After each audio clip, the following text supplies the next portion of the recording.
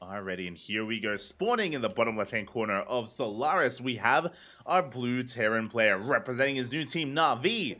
It is GuMiho.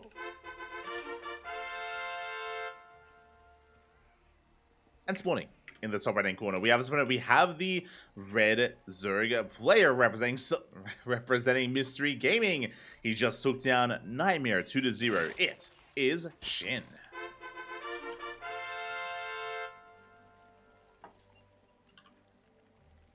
Here we go.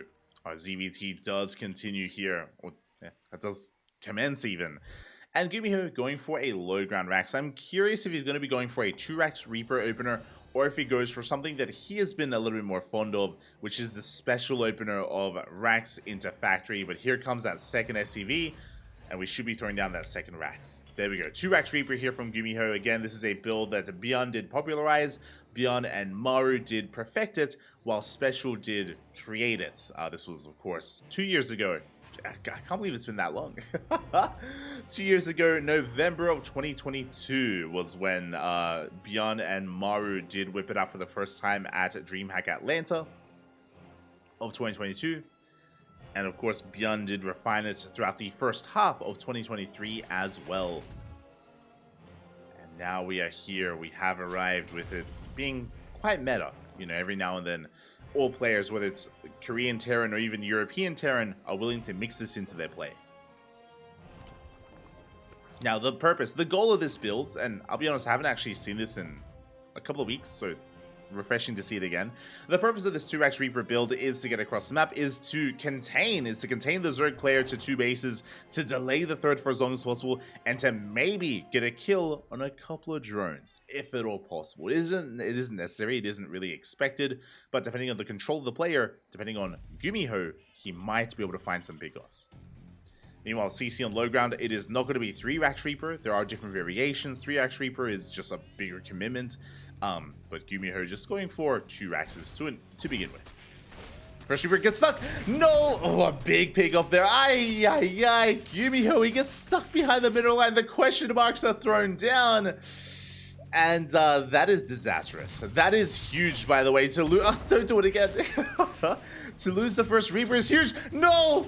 Oh my god, to lose the first Reaper is massive, and with that, SHIN can freely take his expansion. There is so much less threatening him, only 2 Reapers do remain.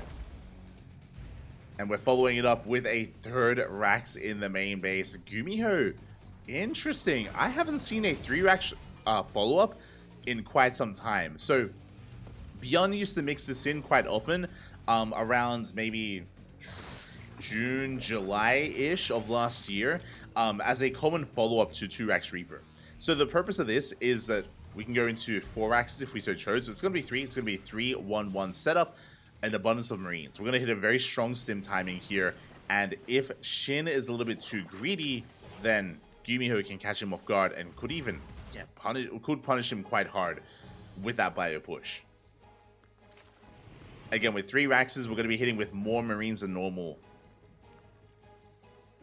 So SHIN has to be very careful with how he does respond. Meanwhile, Lee's going for a big counter. He's like, no, Stim is exposed. The Reaper's out of position. There's only 1 Marine. And the add-ons will fall. Massive delay here on Stim. The reactor falls. The tech lab as well. SHIN, he is in the driver's seat. He is in control of this game. 100%. Ay, ay, ay. Not like this. And suddenly, this 3-Rax follow-up from GuMiho is going to be that much weaker. We have vanilla Marines. We can shut down the Overlord at least, but not ideal is what I will say. Not ideal whatsoever here. As the Lings, they do get us around. We shut down the Reapers. 3 of them do fall. GuMiho unable to make it back home in time. 3rd base is getting up and running. Stim has been restarted once again here at the low ground. Now, this time we have enough Marines. This time, this Stim will finish, but it's so late. It's so delayed. SHIN has so much time to drone up, and he's playing safe as well. I love this from SHIN. Bailey Nest is on the way. So, typically against a more economic opener, you would open up with double Evo Chamber, and you would delay the Bailey Nest. You'd be going for a delayed lair. But this is a very safe play out of SHIN. Bailey Nest first will keep you safe against a Hellbat push, for example. A Hellbat all-in. Speaking of all-in, no third CC. No third CC out of GuMiho. This is very committed. This is borderline all-in from our Korean Terran. So we are moving out across map. Stim is only halfway done. It should have been done by now, but again, it was delayed earlier. Marines, they catch an Overlord. They're not even. The Overlord survives. And now we're getting to double Evo Chamber. The lair is late, or it is delayed. But remember, it was delayed because we went for a very safe Bailey Nest timing. So really safe play here from SHIN, which I think is very wise, especially considering what's happening. I mean, GuMiho, there's no third CC. He's all in. He is all in at this point. I do think that SHIN could have gone lair first instead of Bailey Nest and still delayed his 1-1 Evo Chambers, but regardless, we'll see if SHIN can deal with what is to come. Armory is on the way. It is going to be Hellbat push. So SHIN going for the safety Bailey Nest, it's going to pay off. It is going to pay off because Hellbats are being morphed in and SHIN is ready for it. There it is. 8 Bailings on the way. Again, these Bailings would not be here if he had gone for Evo Chambers first instead. So the safe play for SHIN is paying off. Designed to defend against Hellbats. Oh, the Queens, they're going down. We do miss a transfuse. 2 transfuses were missed. 2 Queens go down. We collapse on the army. Bailings are rolling in. And can we hold on? Can we survive? Good target firing out of GuMiho. Very nicely done. SHIN losing 2 Queens initially was brutal. And GuMiho's breaking through. The 2 ace all in. It's still working. It's still working. It's still paying off. And GuMiho, he will break through. SHIN, he did blunder the defense there, fumbled the ball, and GuMiho, he has done it. He breaks through the Bailey Nest, the Evo Chambers. 1-1 will not finish. GuMiho, he salvages the game. Bailings are waddling in, decent connections, but not good enough. GG gets called. GuMiho takes game number 1. GG. GG, well played. Again, we did see 2 Queens die so quickly for SHIN, and those 2 Queens they were full of energy as well. So very quickly things started snowballing out of control. 2 Queens died. The Bailings were a little bit late. The Queens, they engaged too early as well. They engaged a little bit too early on their own. The defense was fumbled, and just like that, GuMiho takes game 1. Even with the safe build of SHIN, he was caught with his pants down. Or just was caught a little bit too underprepared. I think a better way of putting it is SHIN, he had the tools to defend, but the execution was lacking. And with that, GuMiho is 1 game away from advancing on to the semifinals. 1 more game is all he needs. So again, GuMiho showing us, hey, you can lose your initial Reapers, you can have delayed stim. It's all good, papi. It's all good. You can still catch your opponent off guard. Again, maybe SHIN was overconfident. Maybe because so much in the early game was going SHIN's way. Maybe, again, that did lead to his downfall. Maybe it did lead to a bit of a lapse in judgment or a bit of a lax response. Regardless, we have to shake it off as we do settle into game number 2.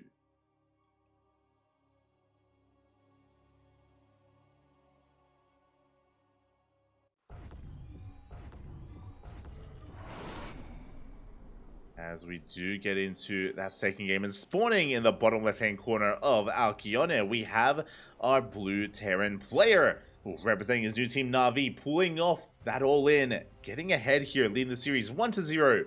Can he close it out? Can he head to the semis? It is GuMiho.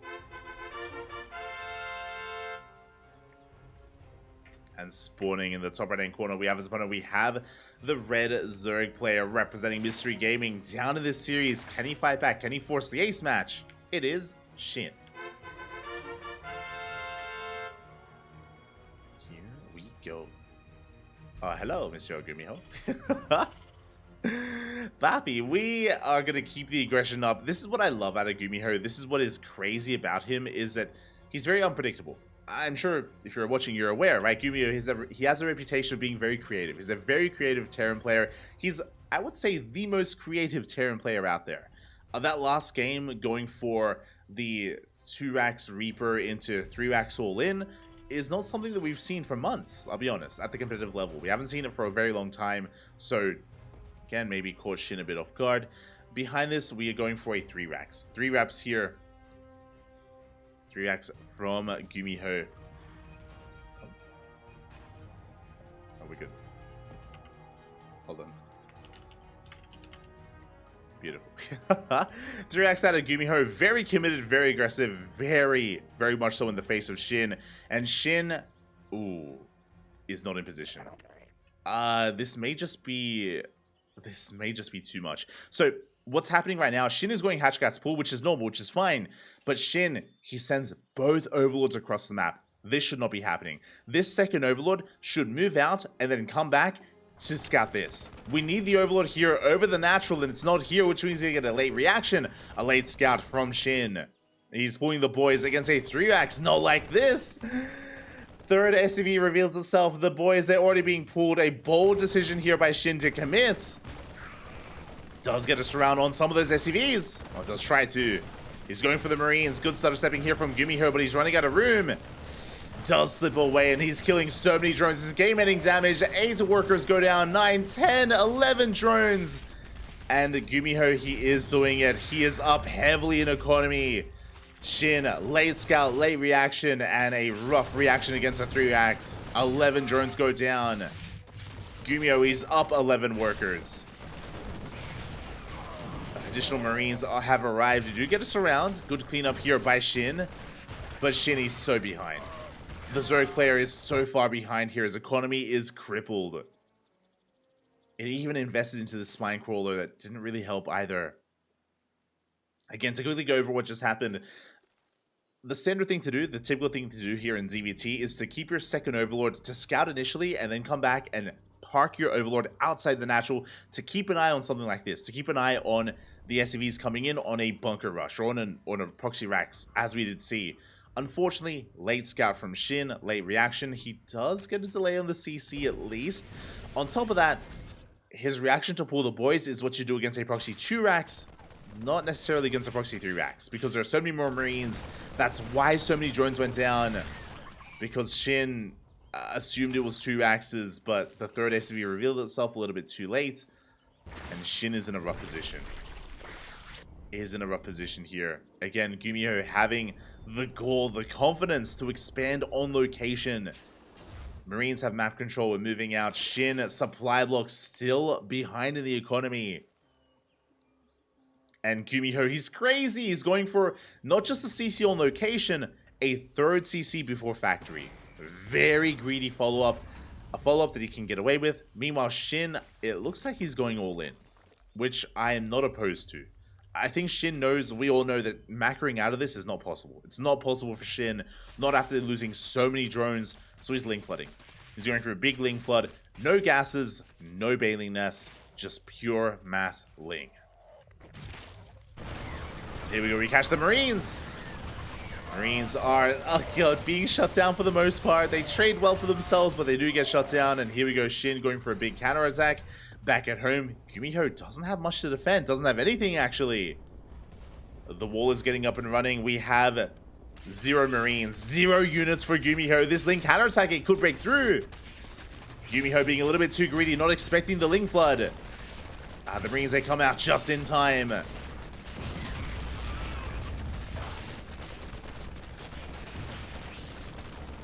They do break through one of those raxes, but the wall, it does get up and running. Whew, that was a clutch wall there from GuMiho. 2 Marines held the line, and GuMiho will force this back.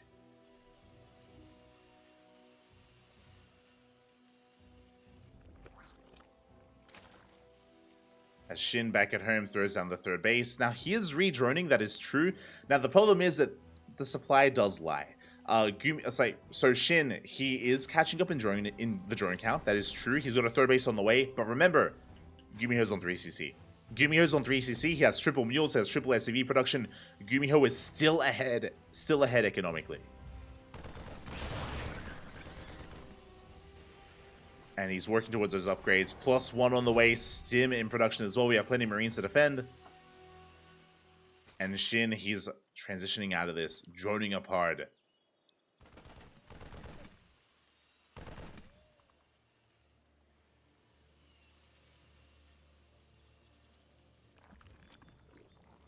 SHIN, he's again just droning up as much as he can. Armory is on the way. Oh my god. Okay, so GuMiho once again doubling down on aggression, checking the overlord vision. We did scout that armory just barely, and this is looking like a committed Widowmine drop. Now, just because we saw the armory, I mean, logic holds that this should be a Hellbat push, right? That's what we saw in the last game. But SHIN is moving out with, GuMiho is moving out with Widowmines. Detection is required, and detection is not available. No lair, no spore, zero detection. Damage is going to be done. We do have a Baneliness on the way before the lair, so this is getting ready for a Hellbat push, as I did mention. Spores are being thrown down, and the mines will burrow up. Ooh, big connection. 5 drones go down, and a second shot into the main base. As we get a 6th worker. 6 drones do fall. Detection is soon going to be available as the Widowmine does waddle away. I'm loving this move here out of GuMiho, repositioning the mines. One of the main goes down. Oh, the other at the natural does fall as well. But good damage. For 2 Widowmines, 6 drone kills. That's worth it. Worth it for GuMiho. His third base is getting up and running as we speak. Raxes are well underway. Stim is done, and we are pushing with our bio army.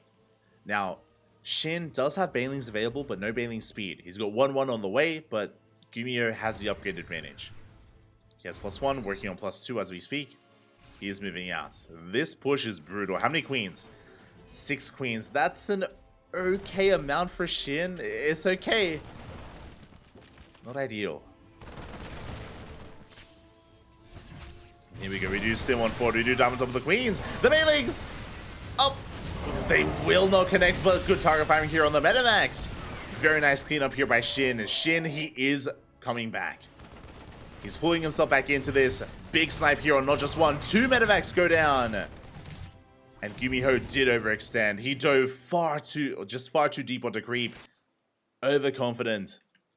And GuMiho does pay the price. Now, upon losing all these Marines, how much have we lost? 2 Metamax, 30+ Marines. SHIN is stabilizing. He isn't there yet. GuMiho is still ahead. GuMiho still has higher worker count plus mules. He still has a better economy.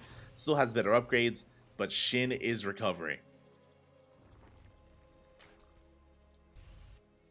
GuMiho 4cc on location. It's crazy.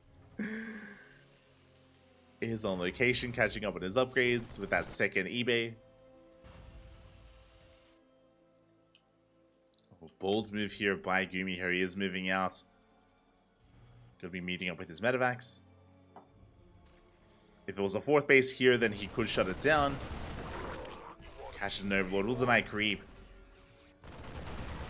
But won't get much more. Ooh, as GuMiho is getting caught out. Not enough room for all the Marines. He has to fight. And so many Marines go down. Another big catch for SHIN. He's killed so many Marines already. He's going to be forced back. And SHIN is getting into Lingbane Hydra. Hydra production has commenced. SHIN, he's droning on up. Getting up to 80 workers.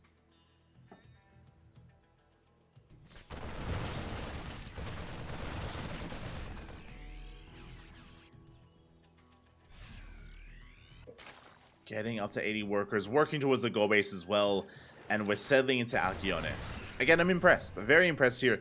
It wasn't just SHIN. To be fair, it was, again, it did seem like GuMiho was a little bit overconfident and a little bit over-eager with his initial drop play, with his initial Marine push.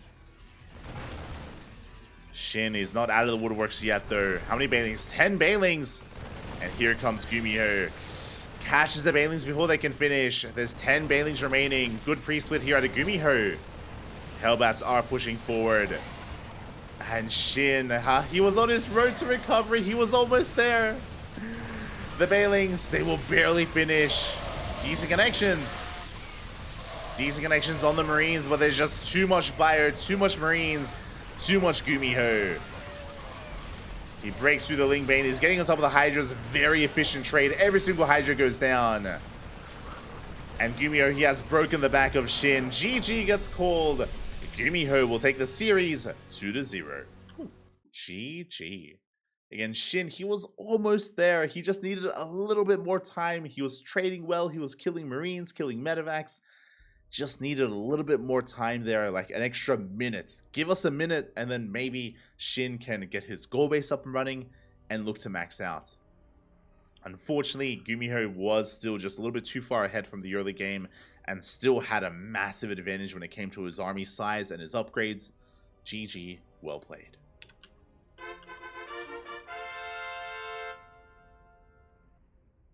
GG, GuMiho does take down SHIN 2-0, advancing on to the semi-finals to face off against his next opponent. To face off against who exactly? Well, we're here to find out. We are here to find out. Exclamation mark B in the chat.